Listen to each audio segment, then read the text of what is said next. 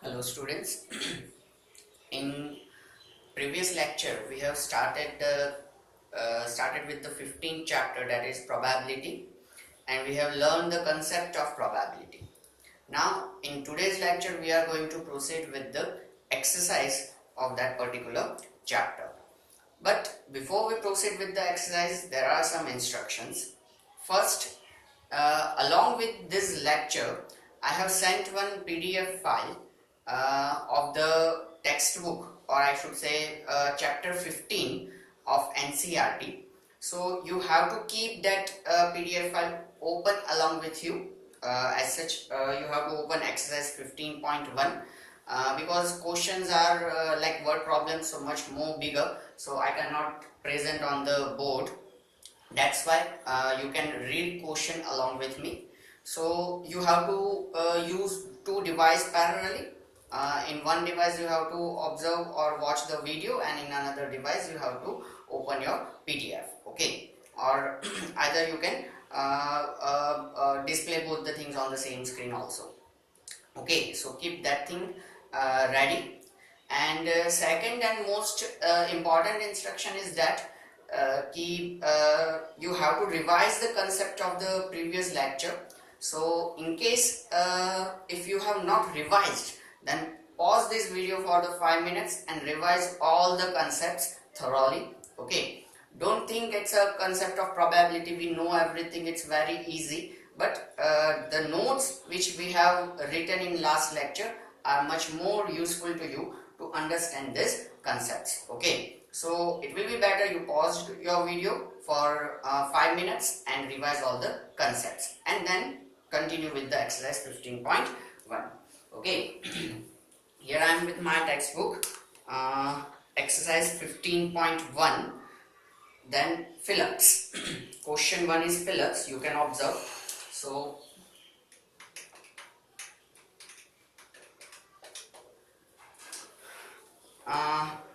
no need to write the questions in your notebook, you can just write down the answers. Okay, so question 1, complete the following statements. Probability of an event plus probability of the event not E is equals to.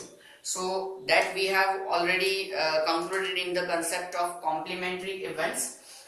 We know that probability of event plus probability of complementary event, sum of these two probabilities will be always equals to 1.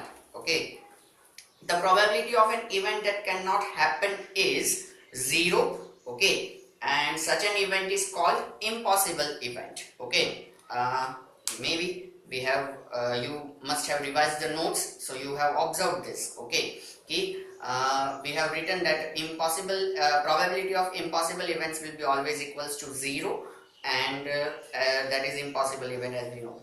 Then third blank, the probability of an event that is certain to happen is 1. Such an event is called certain event. Okay, आप लोगों को answers लिखते जाना है आपकी notebook के अंदर. Fill up से बहुत इजी कंसेप्ट है. ठीक है, थर्ड फिलअप में रहेगा कि सर्टेन इवेंट का प्रोबेबिलिटी हमेशा 1 and such an event is called certain event. Okay, or sure event you can say. Then fourth one, the sum of the probabilities of all the elementary events of an experiment is 1. ठीक है, कि सभी elementary event का probability का addition हमेशा कितना होता है? 1 होता है.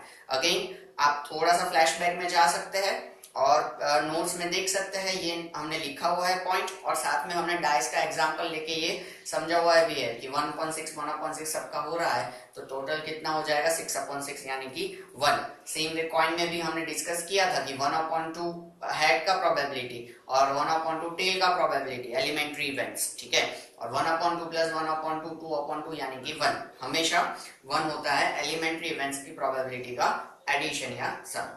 फिर fifth one, the probability of an event is greater than or equal to 0 and less than or equal to 1. ठीक है, ये भी हमने लिखा हुआ है नोट्स के अंदर. किसी भी इवेंट का प्रोबेबिलिटी जो होगा वो या तो 0 हो सकता है या 0 से ज्यादा, और वो या तो 1 हो सकता है या 1 से कम. और लेक्चर में हमने इसका पूरा डिस्क्रिप्शन भी देखा था कि ऐसा कैसे हो सकता है. वो फेवरेबल अपॉन टोटल का मैथमेटिकल कंसेप्ट समझा था हमने. ठीक है. Then question 2, which of the following experiments have equally likely outcomes explain.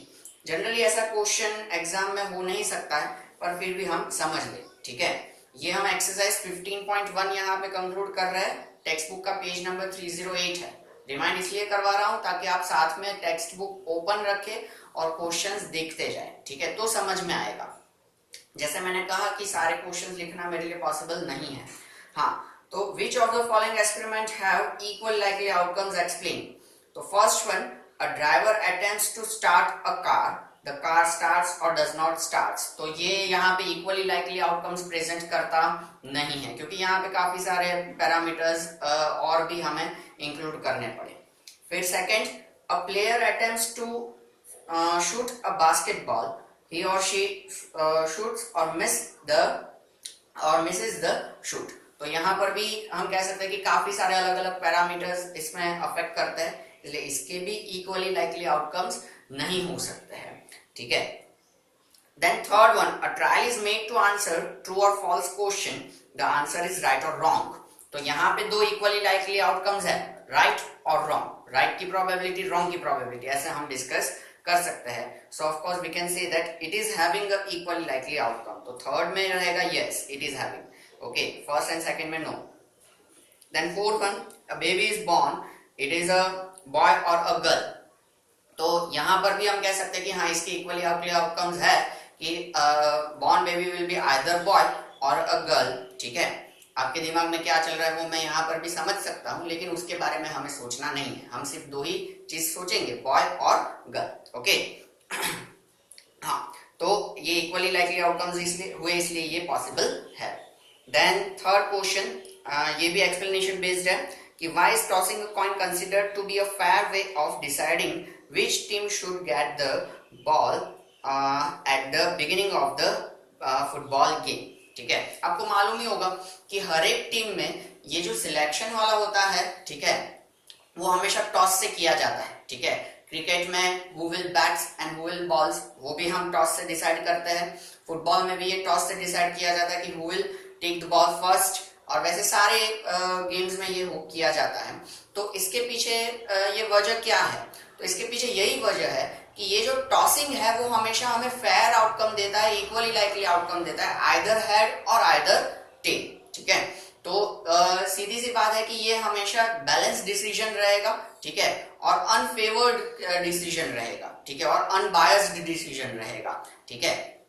कि भाई कोई एक टीम ने हेड चूज किया है और बाय लक हेड गिरता है, तो वो टीम डिसाइड कर सकती है कि क्या करना है वैसे, ठीक है। दैट्स व्हाई ये कॉइन का यूज किया जाता है। This is the explanation on the basis of this question, okay, which you can write. तो लिखने की जरूरत नहीं है, ये समझने वाली बात है। हाँ, then question 4, it's a MCQ, which of the following can not be the probability of an event. इनमें से कौन सा प्रोबेबिलिटी नहीं हो सकता है? तो ऑप्शन देख के पता चल जाए कि बी वाला नहीं हो सकता है, दैट इज -1.5। क्योंकि हमने देखा है, एक तो प्रोबेबिलिटी के नोट्स में हमने लिखा हुआ है कि वो 0 हो सकता है या 0 से बड़ा हो सकता है, ठीक है, और वो 1 हो सकता है या 1 से कम हो सकता है। तो नेगेटिव में तो प्रोबेबिलिटी जाने की कोई पॉसिबिलिटी है ही नहीं, ठीक है, इसलिए ये -1.5 नहीं होगा, ठीक है, इसलिए ये नहीं हो सकता। अब एक ऑप्शन इसके अंदर आपका परसेंटेज में भी है, ठीक है, तो उस परसेंटेज को आपको क्या करना होगा, फ्रैक्शन में कन्वर्ट करना होगा और देखना होगा कि ये जो है वो क्या नंबर प्रेजेंट कर रहा है। इससे आप कंपेयर कर सकते हो अगर कुछ और हो तो, ठीक है। Okay, then question 5, if probability of an event is 0.05, what is the probability of an event not E, ठीक है। मतलब देखो, यही कंसेप्ट हमें यूज करना है। हमें क्या दिया हुआ है, probability of an event is 0.05, ठीक है। इसी इवेंट का प्रोबेबिलिटी 0.05 है, ठीक है, और हमें ढूंढना है नॉट ई, मतलब कि ये हमें ढूंढना है। तो हम ये रिलेशन से तो परिचित है ही कि भाई किसी भी इवेंट का प्रोबेबिलिटी प्लस उसके कॉम्प्लीमेंट्री इवेंट का प्रोबेबिलिटी हमेशा कितना होता है, 1।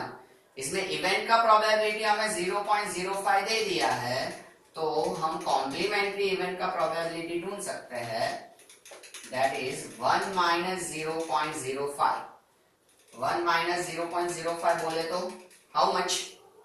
कोई कह सकता है?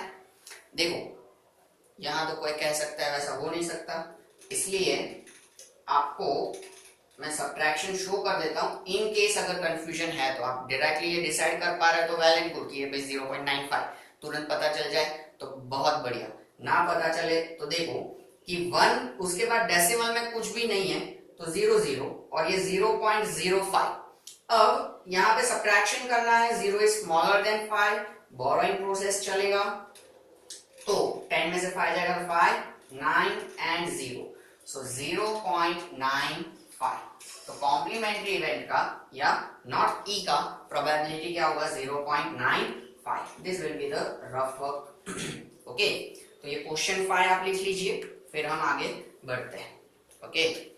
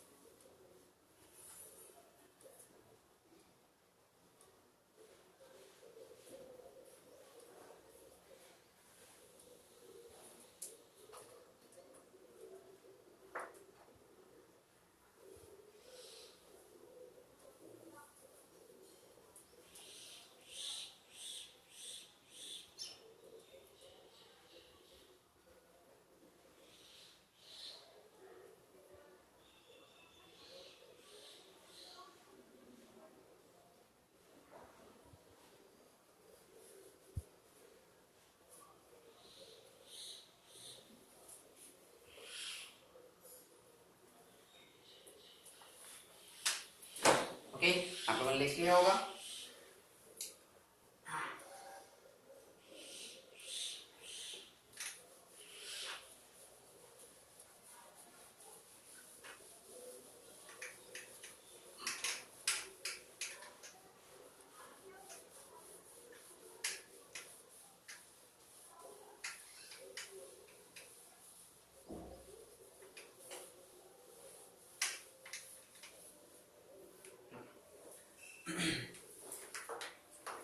अब हम देखते हैं क्वेश्चन नंबर 6। क्वेश्चन नंबर 5 हमने देखा। क्वेश्चन नंबर 6 देखो, डायरेक्टली हम आंसर इसमें लिख ही सकते हैं बिना कोई शक। देखो, a bag contains lemon flavoured candies only. Bag के अंदर सिर्फ लेमन फ्लेवर्ड कैंडी है, ठीक है। Malini takes out 1 candy without looking into the bag, ठीक है। वो बैग में देखे बिना कोई एक कैंडी निकाल रहा है, ठीक है। अब बोला क्या है कि bag contains lemon flavoured candies only, मतलब बैग के अंदर सिर्फ लेमन फ्लेवर्ड कैंडी है और कोई कैंडी उसमें है नहीं, ना ही स्ट्रॉबेरी फ्लेवर्ड, ना ही ऑरेंज फ्लेवर्ड, ना ही चॉकलेट फ्लेवर्ड, ठीक है। सिर्फ लेमन फ्लेवर्ड कैंडी उसके अंदर है, ठीक है। अब मालिनी जो है उसमें से कोई एक कैंडी निकाल रही है, ठीक है। Then what is the probability that she takes out, फिर फर्स्ट है an orange flavored candy, ठीक है। तो अब बैग के अंदर लेमन फ्लेवर्ड कैंडी है तो उसमें से ऑरेंज फ्लेवर कैंडी निकलने का चांस ही नहीं है, पॉसिबिलिटी ही नहीं है। इसका मतलब कि उसमें से ऑरेंज फ्लेवर कैंडी निकलेगी ही नहीं, तो उसकी प्रोबेबिलिटी क्या हो जाएगी? 0 हो जाएगी, ठीक है। अब डायरेक्टली आंसर लिख सकते हैं आपकी नोटबुक के अंदर, ठीक है। क्वेश्चन 6 1 साइड में 0। Then a lemon flavoured candy, of course bag के अंदर सिर्फ लेमन फ्लेवर्ड कैंडी है तो जो भी निकालो वो लेमन फ्लेवर्ड ही होने वाला है, तो उसका प्रोबेबिलिटी क्या रहेगा? 1 रहेगा, ठीक है। सो अ लेमन फ्लेवर्ड कैंडी का प्रोबेबिलिटी रहेगा 1, ठीक है। तो सेकंड का आंसर आप लिख लीजिए 1, ठीक है। अगेन मैं वापस से ये आपको इंस्ट्रक्शन दे रहा हूं कि आप क्वेश्चन जो है वो मेरे साथ रीड करते जाइएगा आपके डिवाइस के अंदर या पीडीएफ फाइल के अंदर इन शॉर्ट, ठीक है। या आपके पास टेक्स्ट बुक है, क्योंकि क्वेश्चन यहाँ पे समझना जरूरी है। तो मैं क्वेश्चन रीड करने के साथ साथ जब भी एक्सप्लेन कर रहा हूं तो वो आप साथ में समझते जाइए, ठीक है। हाँ, फिर question 7, it is given that in a group of 3 students, the probability of 2 students not having the same birthday is 0.992, ठीक है। तीन स्टूडेंट का कोई ग्रुप है जिसमें से दो बच्चे का या दो स्टूडेंट का एक ही साथ में बर्थडे आए, उसका सॉरी एक ही साथ में बर्थडे ना आए, not having the same birthday, उसका प्रोबेबिलिटी 0.992 है, ठीक है, एक ही साथ में बर्थडे ना आए उसका। Then what is the probability that two students have the same birthday, मतलब कॉम्प्लीमेंट्री का हमें पूछा है, ठीक है। तो देखो not having a same birthday in the sense, ये है क्वेश्चन अपना 7, हाँ, not having a same birthday यानी कि not in the sense we can say that कि ई बार हमें दिया हुआ है 0.992 और बोला है कि सेम बर्थडे का क्या प्रोबेबिलिटी है, तो पी ऑफ ई हमें ढूंढना है। तो सीधी सी बात है, हम कब के रिलेशन यूज कर ही रहे कि probability of an event E and not E, इन दोनों का सम जो होता है वो कितना होता है 1। तो probability of an event is 0.992 plus sorry probability of event हमें ढूंढना है, so probability of an not an E event is 0.992, so probability of an event is equals to 1 minus 0.992। अभी आपको डायरेक्टली समझ में आ जाए तो वेल एंड गुड, ना समझ में आए तो मैं ये सब्ट्रैक्शन भी आपको दिखा देता हूं। अगेन बोरो 10 फिर 9 9 एंड 0, तो यहाँ पे आ जाएगा 8, ये 9 में से 9 में से 9 तो 0.08, तो सेम बर्थडे का प्रोबेबिलिटी कितना रहेगा 0.008 जितना रहेगा, ठीक है। हाँ तो ये आप लिख लीजिए, फिर हम आगे करते हैं।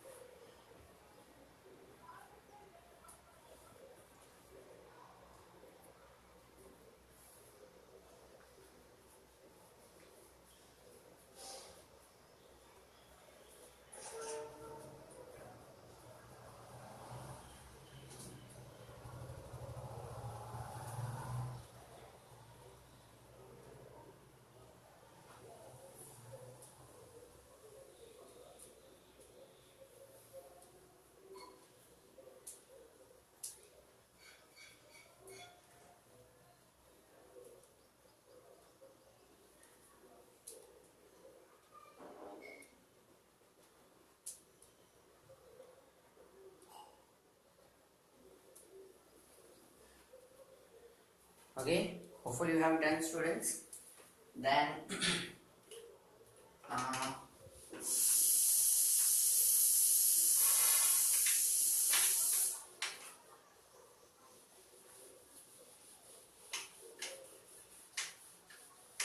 let us proceed with the next sum. Again, questions read करते जाना मेरे साथ।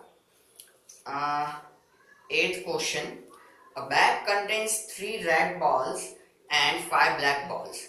A ball is drawn at random from the bag, then what is the probability that the ball drawn is red and not red?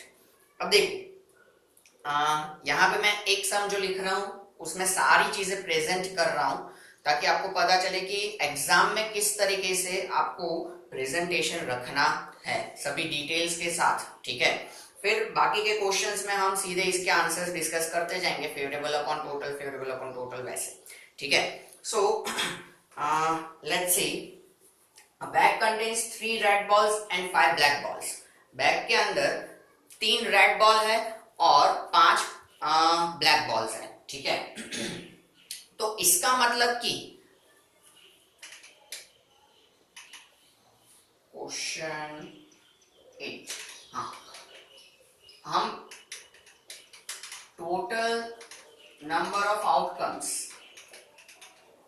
यहां पे decide कर सकते हैं। कैसे कि भाई 3 रेड बॉल है और 5 जो है वो ब्लैक बॉल है, ठीक है। 3 red balls and 5 black balls, okay. तो 3 + 5 टोटल आउटकम्स अपने कितने हो जाएंगे, 8 हो जाएंगे। अब बोला क्या है, what is the probability that the ball drawn is red and not red. तो पहला जो है, ठीक है, उसमें हमें बोला है कि भाई रेड का प्रोबेबिलिटी कितना। तो रेड का प्रोबेबिलिटी जानने के लिए हमारे पास नंबर ऑफ फेवरेबल आउटकम्स होने चाहिए, okay, number of favourable outcomes.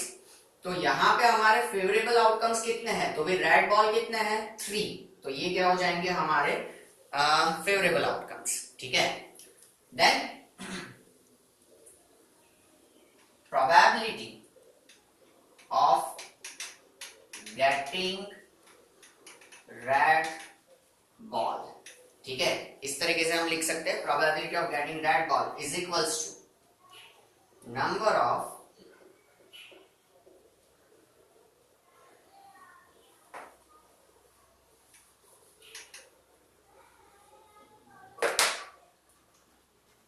number of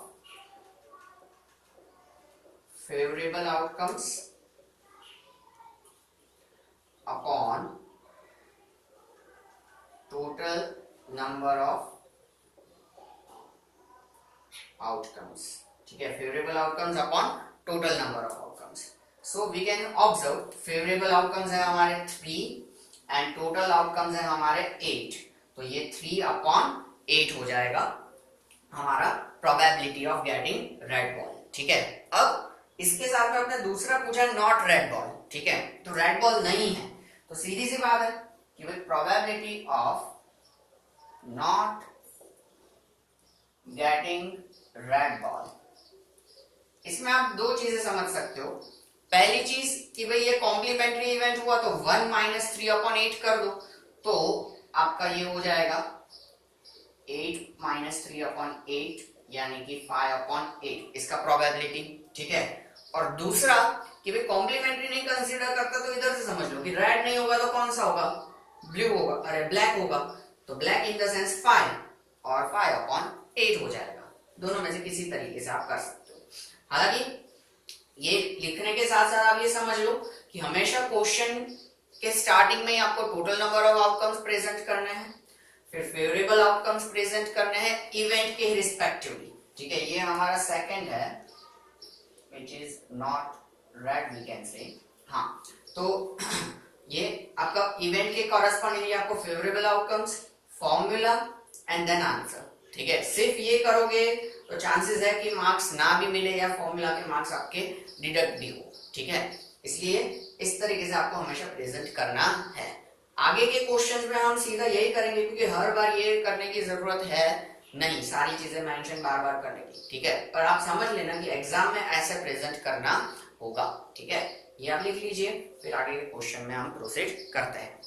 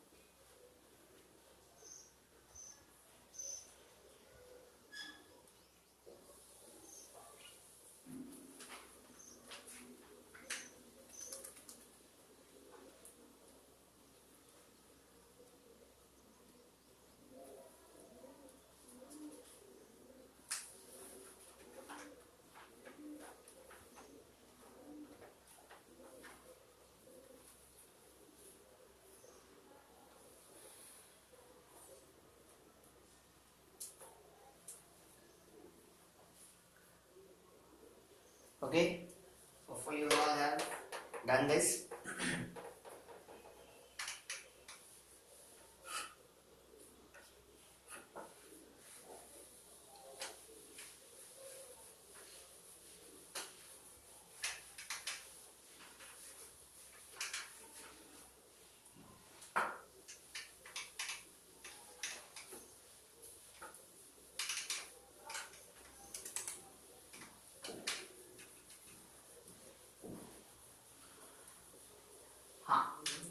So let us proceed further. A box contains 5 red marbles, 8 white marbles and 4 green marbles. So question 9, total number of outcomes कि जिसमें 5 red marbles है, 8 white marbles है और 4 green marbles है. Okay, then one marble is taken out of the box at random, then what is the probability that the marble taken out will be red, white and not green? तो देखो first आपको क्या बोला है, red बोला है, ठीक है. तो यहाँ पे टोटल नंबर ऑफ आउटकम्स कितने होंगे, 5 प्लस 8 13, 13 प्लस 4 17. हाँ, तो टोटल आउटकम्स तो आपके डिसाइडेड है भाई 17 ही रहने वाले हैं. अब पहला प्रोबेबिलिटी ढूंढना है रेड का, तो रेड अपने कितने हैं 5, तो that will be 5 upon 17. Then दूसरा अपना कितना है, हम कह सकते हैं कि प्रोबेबिलिटी पूछा है व्हाइट का, तो व्हाइट कितना है 8, तो फेवरेबल 8, टोटल 17. देन थर्ड है अपना नॉट ग्रीन, तो ग्रीन अपना कितना है 4, सॉरी नॉट ग्रीन, तो ग्रीन ना हो इन द सेंस कि रेड और व्हाइट हो, तो वो कितने हैं 5 प्लस 8 अपॉन 17, यानी कि ये 13 अपॉन 17 रहेगा, ठीक है. Favourable upon total. फिर अ पिगी बैंक कंटेन्स 100, ओके उसके लिए थोड़ी जगह चाहिए होगी, आप ये लिख लीजिए, फिर मैं 10th वाला करवाता हूं.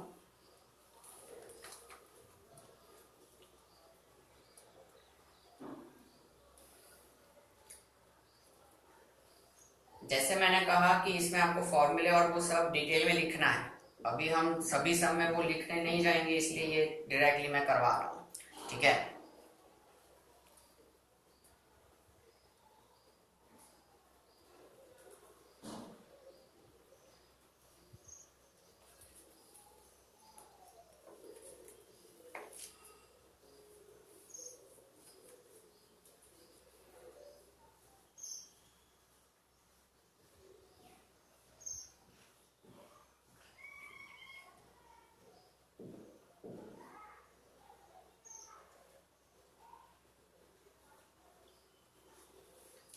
Okay, hopefully you have done this.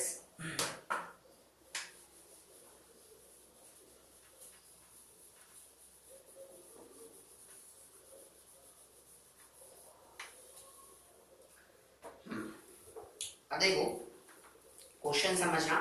A piggy bank contains 100 50 पैसे coins, 50 1 rupee coins, 20 2 rupee coins and 10 5 rupee coins, ठीक है. तो यहाँ पे आपको ये खास समझना है कि अलग अलग डिनोमिनेशन में हमें नंबर ऑफ कॉइन्स दिए हुए हैं, ठीक है. तो देखो हम टोटल नंबर ऑफ आउटकम्स साथ में लिखते ही जाए. Total number of outcomes is equals to, देखो 150 पैसे कॉइन्स, तो ये 100 कौन से है 50 पैसे के कॉइन्स है. देन 50 1 रुपी कॉइन्स, मतलब कि 50 कॉइन 1 रुपीज वाले हैं, ठीक है. फिर 20 2 रुपी कॉइन्स, तो मतलब 20 कॉइन्स जो है वो 2 रुपए के हैं, ठीक है. And 10 5 rupee coins, so 10 coin यहाँ पे जो है वो 5 रुपए के हैं, ठीक है. तो टोटल नंबर ऑफ आउटकम्स हमारे कितने होंगे, तो जो नंबर ऑफ कॉइन्स है वो हमारे टोटल नंबर ऑफ आउटकम्स होंगे ना, ठीक है. ये तो हमारे क्या है डिनोमिनेशंस है. तो 100 प्लस 50 150, 170 एंड 180, ये हमारा टोटल नंबर ऑफ आउटकम्स हो जाएगा। ठीक है, फिर क्या बोला है, if it is equally likely that one of the coin will fall out when the bank is turn upside down. Turn upside down in the sense कि ऐसे उल्टा करते हैं टैंक को, ठीक है, तो उसमें से एक कॉइन निकलता है, नीचे गिरता है, ऐसा हमेशा होता ही है, ऐसा हमें मान लेना है, ऐसा बोला है। Then what is the probability that coin will be a 50 पैसे कॉइन। फर्स्ट अब इसमें पूछा है कि वो 50 पैसे का कॉइन होगा, उसका प्रोबेबिलिटी क्या है। तो टोटल कॉइन अपने कितने हैं 180, 50 पैसे के कितने, तो वो फेवरेबल 100, तो कैंसलेशन जो होगा वो आपका टास्क रहेगा हर बार। ठीक है, देन इसको रिड्यूस करना जरूरी है, आप सिर्फ ऐसे ही फ्रैक्शन में नहीं रख सकते, लेकिन वो मैं आपको होमवर्क दे रहा हूं। Then second will not be ₹5 coin, ठीक है, वो 5 रुपए का कॉइन नहीं होगा, उसका प्रोबेबिलिटी 5 रुपए का नहीं होगा, मतलब ये बाकी सब हमारे फेवरेबल आउटकम हो जाएंगे, 50 पैसे, 1 रुपए और 2 रुपए, तो वो 100 प्लस 50 प्लस 20 अपॉन अपना टोटल कितना है 180, तो ये 150 एंड 170 अपॉन 180, इसमें रिड्यूस करना इजी है। ठीक है, तो ये आपका क्या हो जाएगा, फाइनल प्रोबेबिलिटी हो जाएगा। ठीक है, लिख लीजिए, फिर हम क्वेश्चन 11 करते हैं।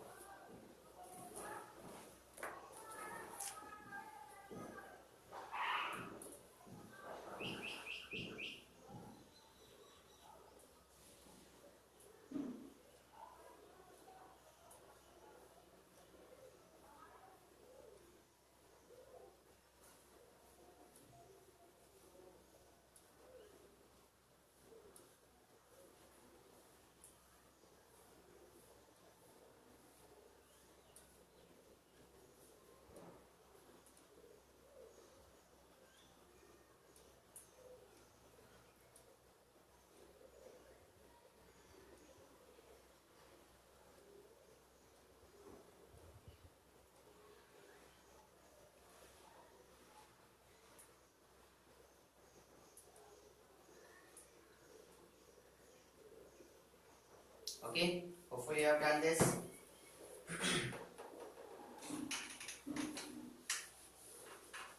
Now question 11.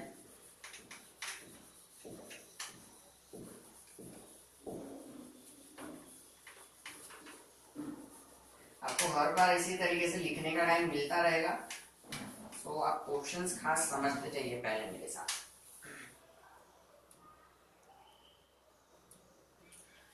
हाँ, question 11, Gopi buys a fish from a shop for his aquarium, ठीक है, वो कुछ फिश परचेज करते हैं उनके एक्वेरियम के लिए।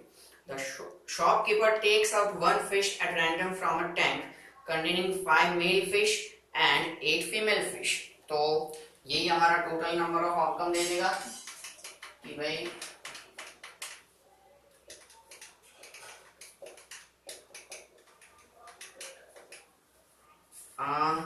पांच मेल फिश है और 8 फीमेल फिश है, फिश में भी मेल कम है और फीमेल ज्यादा है, तो टोटल आउटकम्स कितना हो जाएगा अपना 13, 5 plus 8। Then what is the probability that the fish taken out is a male fish, ठीक है, तो अब तो सीधी सी बात है कि भाई प्रोबेबिलिटी हमें पूछा है मेल फिश का, तो टोटल नंबर ऑफ आउटकम तो अपने 13 है, फेवरेबल मेल फिश हमारा इवेंट बना है, तो मेल फिश कितने हैं 5, तो favourable 5, 5/13 will be the probability of male fish. That is our question 12. A game of chance consists of spinning an arrow which comes to rest point at one of the numbers 1 2 3 4 5 6 7 8. ठीक है, कि आप लोगों को figure में भी दिया हुआ है वो घुमाने वाला ऐसा स्पाइनिंग वाला जो वेव स्पाइनिंग द व्हील वाला जो गेम है, कि जिसमें एरो जो है वो 1 2 3 4 5 6 7 8 इतने में से किसी ना किसी नंबर पे आके क्या करता है, रुकता है. ठीक है, then these are the equally likely outcomes, then what is the probability that it will point at. फिर अलग अलग है. तो पहले तो अपने टोटल नंबर ऑफ आउटकम देख ले. तो हमें इधर काउंट करने की जरूरत ही नहीं है, कितने टोटल नंबर ऑफ आउटकम हमारे 8 है. ठीक है, अब हम प्रोबेबिलिटीज डिस्कस करेंगे. तो देखो पहला इवेंट हमें दिया है कि 8, कि भाई एरो जो है वो 8 पे आके रुके. इधर 8 है, सिर्फ एक ही हमारा फेवरेबल आउटकम हुआ. ठीक है, मतलब कि यहाँ प्रोबेबिलिटी क्या होगा, favourable outcome 1 upon total outcomes 8. ठीक है, सिर्फ 8 पे आके रुकना चाहिए, इसलिए ये एक ही डिजिट जो है वो हमारा फेवरेबल आउटकम हुआ, इसलिए फेवरेबल आउटकम 1 और टोटल नंबर ऑफ आउटकम हमारे 8. जैसे बोला हो कि 5 पे आके रुके तो 5 अकेला हमारा क्या होगा, फेवरेबल आउटकम होगा. So number of favourable outcome 1 and total number of outcome 8. इस तरीके से हमारा प्रोबेबिलिटी आया. इसमें दूसरा हमें बोला है एन ऑड नंबर. ठीक है, ऑड नंबर पे ये आके रुके. तो ऑड नंबर्स हम यहाँ पे अगर देखें तो 1 3 5 एंड 7 ये सारे के सारे हमारे क्या हो जाएंगे, ऑड नंबर्स हो जाएंगे. तो इसका प्रोबेबिलिटी क्या रहेगा हमारा, 1 2 3 4 4 अपॉन 8 यानी कि 1 अपॉन 2. फिर अ नंबर ग्रेटर देन 2, 2 से ज्यादा नंबर हो. ठीक है, तो 2 से ज्यादा हम कह सकते हैं कि ये 3 से लेके 8 तक के सारे. तो हम काउंट कर ले 1 2 3 4 5 6 हमारे क्या होगा, favourable outcome to the event. So 6 will be the favorable outcome and total outcome will be 8. 3 2s are 6, 4 2s are 8. तो ये 3 upon 4 हो जाएगा. Then let us have a fourth event. A number less than 9. 9 से छोटे number. तो ये सारे के सारे 9 से छोटे हैं, मतलब favourable outcome 8, total outcome 8, 8 upon 8 1. तो 9 से कम आने का प्रोबेबिलिटी क्या हो जाएगा हमारा, 1 हो जाएगा. सारे के सारे 9 से कम ही है इसलिए. ठीक है, हाँ तो ये आप लिख लीजिए, फिर हम आगे बढ़ते हैं.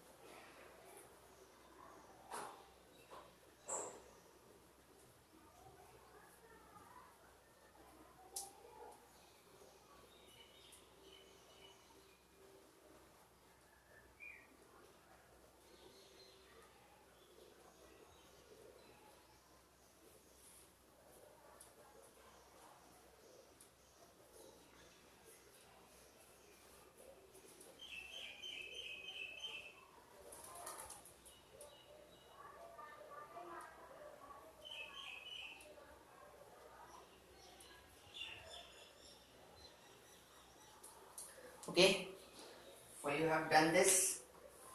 Now we will have 13 question.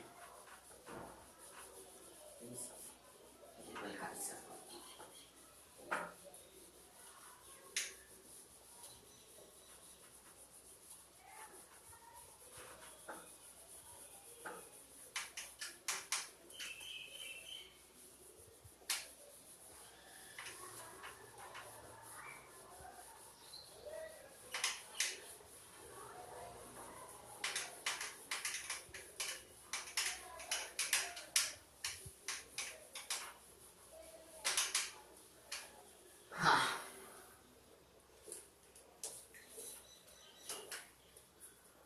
13 question.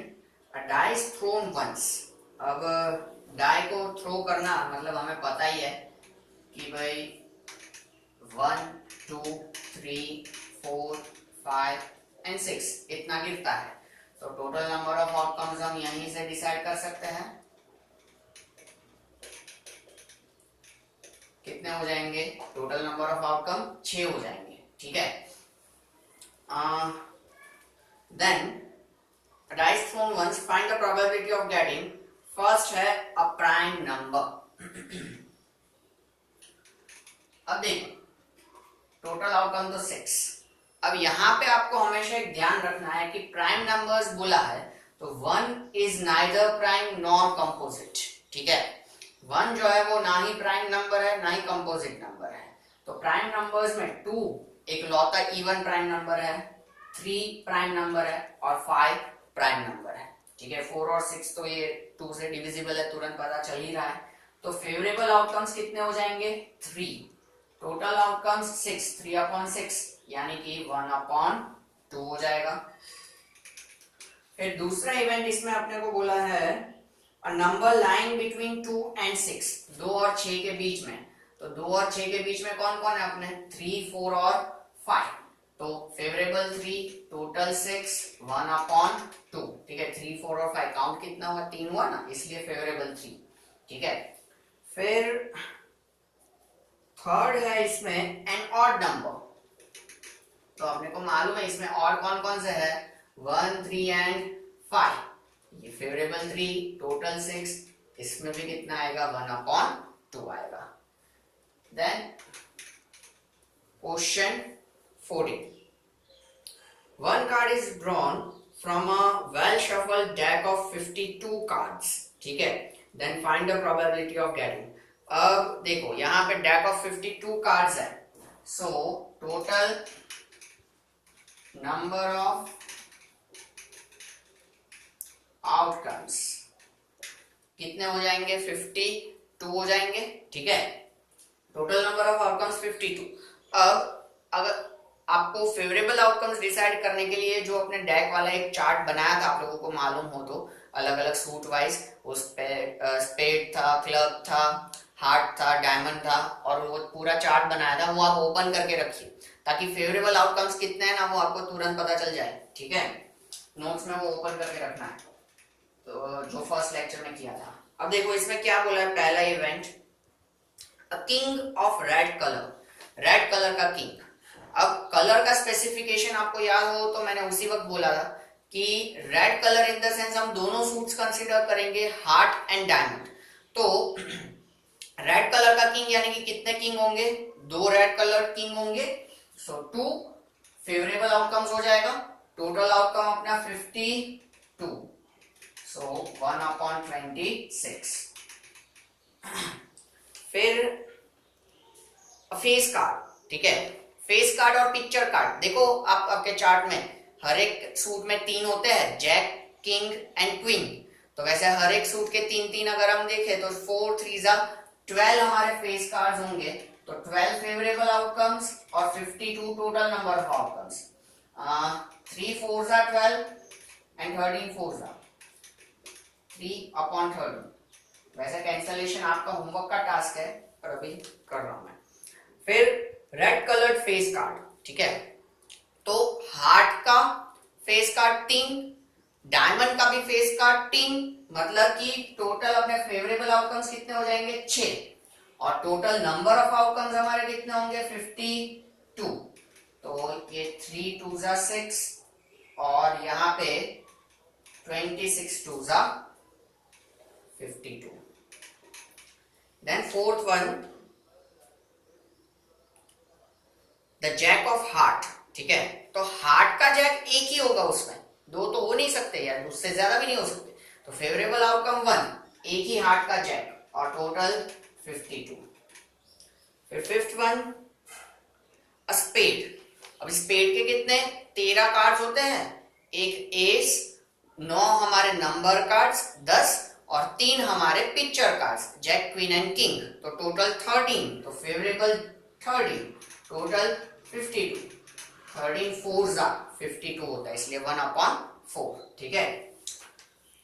फिर द क्वीन ऑफ डायमंड्स. ठीक है, तो डायमंड का किंग, अरे क्वीन कितना होगा, एक ही होगा डायमंड का, और टोटल अपने 52.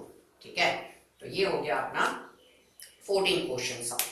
ठीक है दोस्तों, ये लिखने के लिए मैं आपको टाइम देता हूं and that will B end of the lecture, क्योंकि अभी थोड़ा सा टाइम हो चुका है अपना, इसलिए. ठीक है, 15 ऑनवर्ड्स हम नेक्स्ट लेक्चर में देखेंगे, और अगर आप चाहो तो होमवर्क के लिए आपके सॉल्व एग्जांपल्स में से कुछ एग्जांपल्स, 2-3 एग्जांपल्स कर सकते हो और आगे भी कर सकते हो. ठीक है. सो ये आप लिख लीजिए, मिलते हैं नेक्स्ट लेक्चर में. See you soon, take care. Okay.